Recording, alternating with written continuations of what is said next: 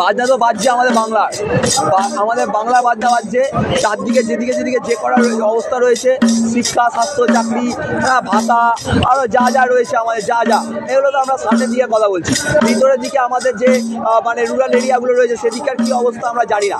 আমাদের আরজি করে যদি এরকম ঘটনা ঘটতে পারে, আমাদের যদি এই আশেপাশে যে সাগর দত্ত মেডিকেল কলেজ, এই কলেজগুলো যদি এরকম ঘটনা ঘটতে পারে, তাহলে আমাদের যারা যে সমস্ত কলেজগুলো রয়েছে ইন্টেরিয়ারে, সেই ইন্টেরিয়ারের হাসপাতালগুলো কী অবস্থা আপনারা ভাবুন। এই যে এখন আমাদের এই অবস্থা, যিনি আমাদের রয়েছেন সব মন্ত্রিত্ব সব একাই দখল করে রেখেছেন, সব স্বাস্থ্য থেকে যা যায়, পুলিশ মন্ত্রী, মুখ্যমন্ত্রী, তিনি কী করেন, তিনি আমাদের বাংলাটাকে সারাক্ষণ ধরে পিসছেন। ঠিক আছে, পিসে কোন জায়গা থেকে আর কী করবেন, কীভাবে আর কী করতে টাকা বার করবেন, কীভাবে আর কোথায় কোথায় দুর্নীতি ছড়াবেন, কীভাবে আর কী করে লোককে ধাপ্পা দেবেন, কী করে আরও ভোট ব্যাংকের রাজনীতি করবেন, এগুলো ওনাদের একমাত্র ওনার চিন্তার বিষয়। ঠিক আছে, এবার ওনার অনুগামী আমাদের শিক্ষামন্ত্রী, তিনি এখন কি করছেন, আমাদের হুব্বা শিক্ষামন্ত্রী কি করছেন, হুব্বা সিনেমা নিয়ে নিজেকে বড় হুব্বা পাবেন, এবং তিনি এতই বড় হুব্বা যে শিক্ষামন্ত্রী ছাত্রকেও পিছিয়ে দেয়। তিনি এতই বড় হুব্বা, শিক্ষামন্ত্রী ছাত্রকে পিছিয়ে দেন, গাড়ি তলায় একবারে পিছিয়ে দেন। ঠিক আছে, তার এখন এমন একটা অবস্থা যে আমাদের অবস্থার মধ্যে দিয়ে আমরা সবাই চলছি। অন্ধকার সমাজ ব্যবস্থা, অন্ধকার একটা সমাজ ব্যবস্থা, অন্ধকার শোষণ যন্ত্র এটা। ঠিক আছে, আমাদের ভোট লুট করে, আমাদের মাথায় আমাদের ভাতা দিয়ে আমাদের পেটের সিদ্ধারা, শিক্ষা, স্বাস্থ্য, ভাষা সব কী করে কিনে নিতে হয়, কী করে কিনে নিয়ে তার ভেতর দুর্নীতি, অপসংস্কৃতি, কী করে আরও কি নোংরা জিনিস আছে, অন্ধকারের যে মানে যা কিছু আছে, অন্ধকার কাল রাত্রি একটা ব্যবস্থা উনি আমাদের বাংলায় এখন 12 বছর ধরে করেছেন। 12-14 বছর তিনি আমাদের বাংলাটা একটা অন্ধকার একটা ব্যবস্থা করেছেন। ঠিক আছে, এবারে অন্ধকার ব্যবস্থায় কী হচ্ছে, কোনো কিছু ঠিকভাবে হয় না, যা কিছু হয় সব পিছনে গলিতে হয়। ঠিক আছে, এবার সিসিটিভির যে ক্যামেরাটা থাকে, ওই সিসিটিভি ক্যামেরাটা এখন সামনে লাগানো থাকে না, সিসিটিভি ক্যামেরাটা পিছনে লাগানো থাকে। ঠিক আছে, এবার উনি যাই কিছু হন, আমি ভাঙচুর করেছি, বিধানসভা ভাঙচুর করেছি, প্রমাণ দেওয়া বলে ফাঁসি ধরে পদত্যাগ দিয়ে দেবো, প্রমাণ দেওয়া বলে পদত্যাগ দিয়ে দেবো। ওনার ভাইপো কি বলছে, আমি চুরি করেছি, আমি টাকা নিয়েছি, প্রমাণ দেওয়া ফাঁসি দিয়ে দেবো, এই গলায় চেন পড়েছি, প্রমাণ দেওয়া ফাঁসি দিয়ে দেবো, কী করেছি, টাকা খেয়েছি, পয়সা খেয়েছি, প্রমাণ দেওয়া ফাঁসি দিয়ে দেবো, কী বলবি, আমার কথা বলছি আমার সঙ্গে, প্রমাণ দেওয়া ফাঁসি দিয়ে দেবো। জাতীয় ধরনের ফাঁসি দিয়ে দিচ্ছে। ঠিক আছে, একজন বলছে কিছু প্রমাণ দেওয়া হলে পদত্যাগ করে দেবেন, একজন বলছে সেটা প্রমাণ দেওয়া হলে ফাঁসি দিয়ে দেবেন। এভাবে কি চলে বলুন তো, এভাবে কি চলে? আমাদের ভাতা এমনভাবে মেরুদণ্ডটাকে আমাদের মানে বিধ্বস্ত করে দিয়েছে। আমাদের বাংলার এমন বিধ্বস্ত হয়েছে আমাদের বাংলা, যে বাংলা এখন বিভক্ত ধারা এমনভাবে চলবে আমাদের সিদ্ধারা, শিক্ষা, স্বাস্থ্য কিছু থাকবে না, সব একবারে ধুলে ভস্ম হয়ে উড়ে যাবে, ভস্ম একদম অন্ধকারে কালে অতল গহ্বরে তলিয়ে যাবে। ঠিক আছে, তো এইটা এখন এমন একটা অবস্থা, এই অবস্থা থেকে যদি আমরা না জাগি, আপনার ভোটের কথা পরে ভাববেন, ভোটটা কোথায় দেবেন পরে ভাববেন, আগে নিজের যে চিন্তা শক্তি, সে চিন্তা শক্তিটার বোতামটা আগে টিপুন। চিন্তা শক্তির বোতামটা টিপলে কি হবে বুঝতে পারছেন? এইভাবে কোন দিন দেখবেন আপনি হসপিটালে যাচ্ছেন, আপনাকে গাড়ি চাপা দিয়ে দিল। কোন দিন দেখবেন চাকরি করতে যাচ্ছেন, আপনাকে গাড়ি চাপা দিয়ে দিল। কোন দিন দেখবেন আপনি যাচ্ছেন হয়তো একটা কোনো কাজে, একটা বিচার, একটা মানে যেটা ন্যায্য বিচার, ন্যায্য যে কোনো ন্যায্য কিছু একটা কি জিজ্ঞেস করতে চাইছেন, আপনার গাড়ি চাপা দিয়ে দেবে। ঠিক আছে, কোনো কথা বলবেন না, গাড়ি চাপা দিয়ে দেবে। এটা আমরা কি দেখি আমরা দেখি। এখন উনি বলছেন যে আমরা আগে কদিন দেখি ফাঁসি দিয়ে দেবে। ঠিক আছে, আমরা কি দেখি, আমরা এখন দেখি যখন ওপরে প্রশাসনিক অবস্থায় একটা ওপরে প্রশাসনিক ব্যবস্থা, তিনি প্রাণ মুকুব করে দিতে পারে। এখানে কি বলে, ফাঁসি দিয়ে দাও, ফাঁসি গেছে ভাই, ফাঁসি গেছে গণতন্ত্র, ফাঁসি গেছে আমাদের বিচার ব্যবস্থা, ফাঁসি গেছে আমাদের প্রশাসন ব্যবস্থা, ফাঁসি গেছে আমাদের বিচার, বুদ্ধি, শিক্ষা সব একসাথে ফাঁসি গেছে। কে এসছে? আমাদের বিচার, বুদ্ধি, শিক্ষা সব একসাথে ফাঁসি গেছে। ভাই ফাঁসি গেছে বলতে কিছু লজ্জা আছে? আমাদের বিচার, বুদ্ধি, শিক্ষা, মেরুদণ্ড, আমাদের নাগরিকের অধিকার সব একসাথে ফাঁসি গেছে। আর ফাঁসি গেছে কার কাছে ফাঁসি গেছে ভাই? ভাতার কাছে ফাঁসি গেছে ভাই, উন্নয়নের ঢপবাজি কাছে ফাঁসি গেছে। এই যে নারী আর চাষির যে ইমোশন, এই নারী আর চাষির ইমোশনকে উনি খেলে দিলেন। খেলে উনি গদির ওপর বসে আছেন।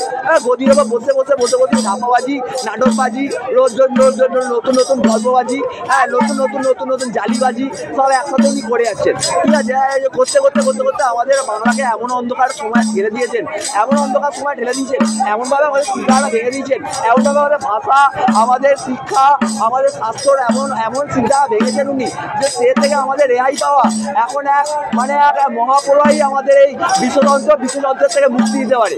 ঠিক আছে, এখানে এখন একটা কি হয়েছে একটু দাঁড়া, একটু প্রিন্টটা দেখি, দাঁড়া দেখি এখানে কি হচ্ছে। আমি সবসময় চলছি, আমার চাওয়া হচ্ছে মজা হবে। একটা অবস্থা, ঠিক আছে, একটা অবস্থা কি হয়েছে এখানে মন্দিরে সবসময় এই মিথ্যাচারের রক্তচক্ষু সব জায়গায় রয়েছে।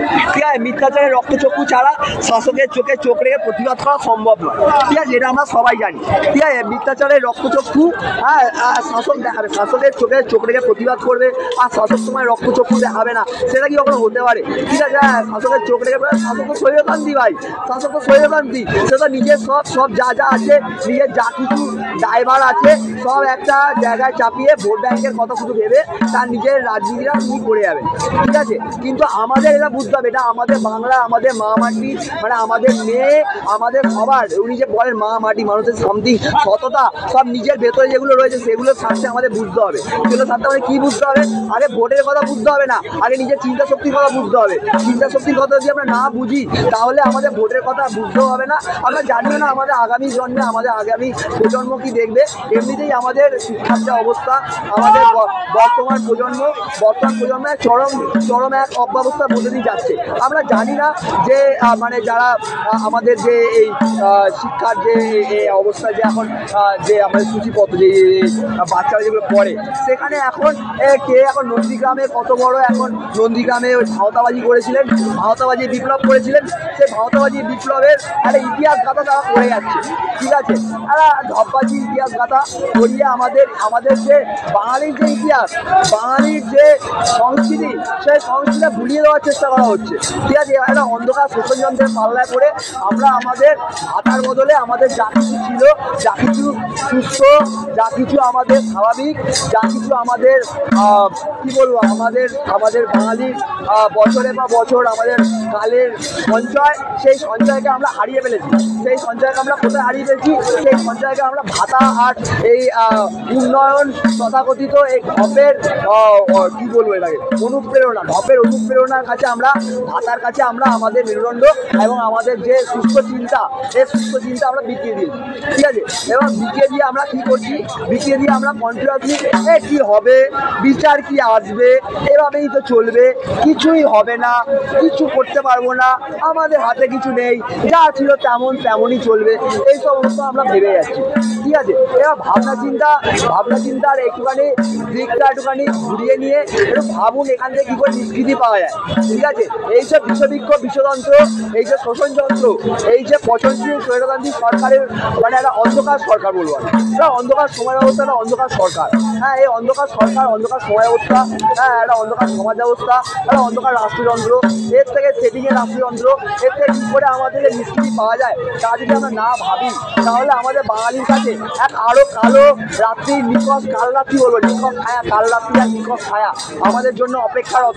ঠিক আছে, হ্যাঁ, এবং এরপর আরো কি হবে, কি ধরনের ব্যবস্থা চলবে আমাদের, মানে আমরা জানি। দেখুন, আমাদের একটা সহজ কথা আমরা বুঝতে কিন্তু অসুবিধা নেই।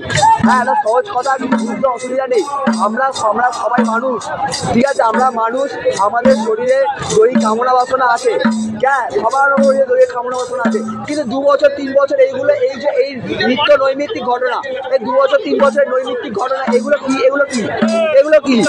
কোনো সুস্থ সমাজ, এগুলো কোনো সুস্থ মানব জাতির কর্ম। এটা এই যে ধরুন, এই যেটা রাজি করে এরা হয়ে গেল, হ্যাঁ, 200 দিন পেরিয়ে গেল, কোনো বিচার আসলো না, এটা তো আমরা পরিষ্কার বুঝি। উনি 15,000 টাকা 10,000 টাকায় তারপরে উনি চেপে দিলেন, তারপরে ওনাকে কেউ কোনোভাবে প্রশ্ন করার জায়গায় আমরা নেই। ঠিক আছে, কারণ উনি একাই হচ্ছে যাকে বলে ডিক্টেটর। ঠিক আছে, আমরা হচ্ছে কেউ না, আমরা হচ্ছে সবাই মানে আমাদের ভাতা বেচে, আমাদের সিদ্ধাটা বেচে ওখানে চটির তলার নাম লেখাতে এসেছি। হ্যাঁ, হ্যাঁ, আর উনি সেই চপ্পল পরে ঘুরবেন, আমাদের বাংলার নাম ওরা চটির তলায় লেখা থাকে, ঠিক আছে? ওনার উনি চটি পরে বাংলার নাম লেখা চটি করে ঘুরবেন এবং আমাদের সিদ্ধাটাকে বাঙালি সিদ্ধাটাকে ধ্বংস করে দেবেন। এইভাবে কদিন চলতে পারে দেখুন।